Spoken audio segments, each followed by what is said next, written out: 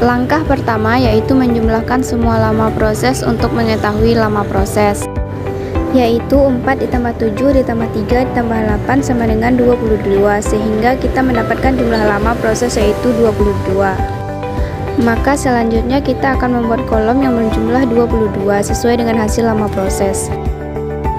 Proses mulai berjalan. Proses yang lebih dulu berjalan adalah proses A karena memiliki waktu saat tiba terkecil.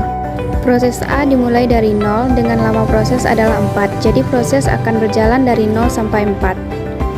Proses A selesai sehingga kita mendapatkan saat mulainya adalah 0 karena dimulai dari 0 dan mendapatkan waktu selesai adalah 4 karena berhenti di 4. Langkah selanjutnya adalah mencari lama tanggap dengan rumus waktu selesai dikurang saat tiba, jadi 4 dikurang 0 sama dengan 4. Kemudian proses B berjalan selama 7 milisekund. Proses B berjalan dari 4 dan berhenti di 11, sehingga saat mulai adalah 4 dan waktu selesai adalah 11. Kemudian lama tanggap dari proses B adalah 11 dikurang 1 sama dengan 10. Selanjutnya proses C berjalan selama 3 milisekund. Proses C dimulai dari 11 dan berakhir di 14, sehingga saat mulai proses C adalah 11 dan waktu selesai adalah 14. Lama tanggap proses C adalah 14 dikurang 3 sama dengan 11. Selanjutnya proses D berjalan selama 8 milisekund. Proses D dimulai dari 14 dan berakhir di 22, sehingga saat mula proses D adalah 14 dan waktu selesai adalah 22. Lama tanggap proses D adalah 22 dikurang 7 sama dengan 15. Selanjutnya mencari jumlah seluruh lama tanggap dan rata-rata dengan rumus jumlah seluruh lama tanggap dibagi jumlah proses. Jumlah lama tanggap yaitu 40 dan jumlah rata yaitu 10.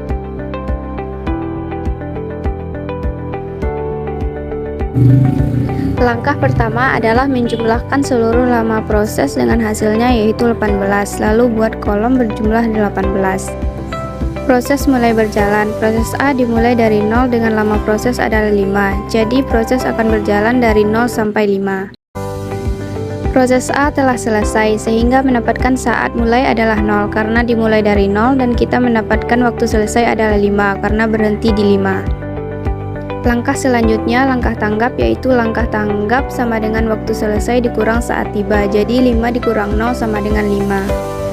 Kemudian bandingkan lama proses antara proses yang tersisa. Jalankan proses yang memiliki lama proses yang terkecil.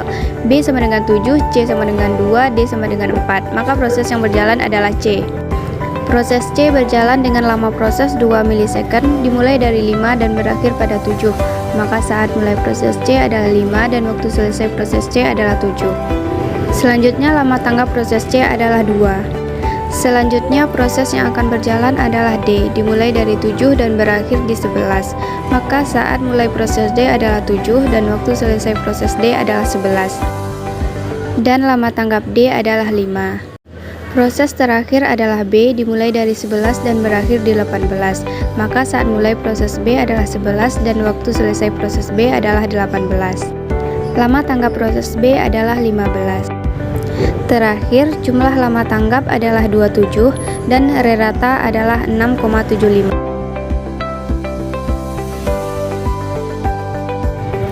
Langkah pertama adalah jumlahkan semua lama proses untuk mengetahui lama proses. Dan didapatkan hasilnya adalah 21, sehingga kita mendapatkan jumlah lama proses adalah 21. Proses mulai berjalan. Proses A akan berjalan lebih dulu.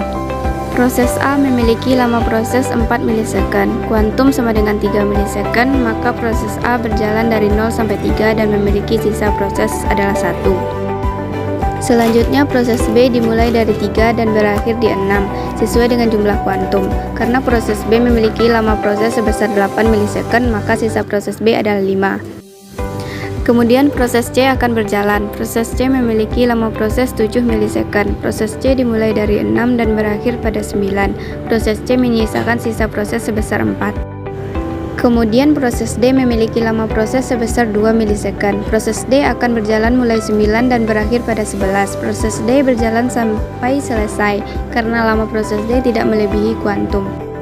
Maka diketahui saat mulai proses D adalah 11. Lama tanggap proses D adalah 11 dikurang 5 sama dengan 6. Selanjutnya akan berulang kembali pada proses A yang masih memiliki sisa proses 1, maka proses A akan berjalan kembali dari 11 dan berakhir di 12.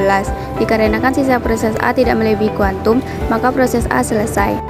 Maka dapat diketahui bahwa saat mulai proses A adalah 0 dan waktu selesai 12, lama tanggapnya adalah 12. Selanjutnya proses B memiliki sisa proses 5. Karena masih melebihi kuantum, maka akan berjalan kembali dimulai dari 12 dan berakhir sementara di 15 dan masih menyisakan sisa proses 2.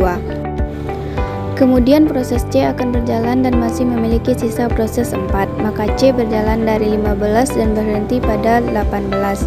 Sementara proses C masih menyisakan sisa proses yaitu 1.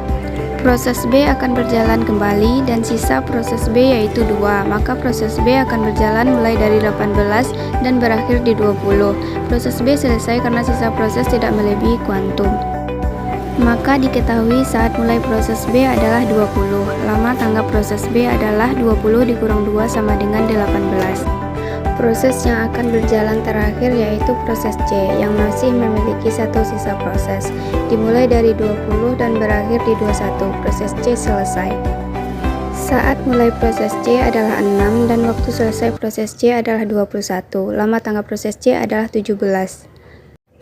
Langkah terakhir adalah menghitung jumlah lama tanggap dan rata-rata. Jumlah lama tanggap yang didapatkan adalah 53 dan rata-rata adalah 13,25. 달려 Ready for action, let's go